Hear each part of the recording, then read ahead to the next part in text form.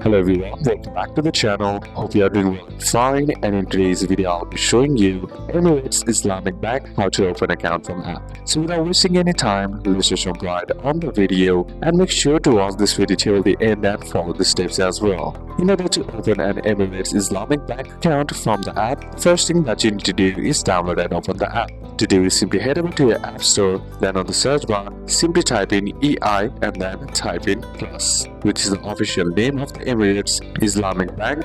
And then once you hit search, look for an app icon like this on the search list, then tap on it. Now you'll be getting a get button, simply tap on that. And you can be getting an install button if you are using it from your Android device. Once done, simply follow the on-screen prompts to successfully download the app. Then once the app has been downloaded, simply tap on open. Now, once you're inside the Emirates Islamic Bank app, what you need to do here is, on the welcome screen, you'll be seeing three options, that is login, open your new bank account and register your account. Simply tap on open your new bank account, and then once you tap on it here, you'll be asked your employment type. Simply select what applies to you, like I am salaried, then enter in your monthly salary and then tap on next. Then once that's done, next is to enter your mobile number, provide your phone number, and verify with the OTP, that is one-time password, and send to your phone. Then next is to choose the type of account. Pick the type of account you want, from a savings account, current account, and other accounts if available. The next is to provide personal details. Simply enter your required information like full name,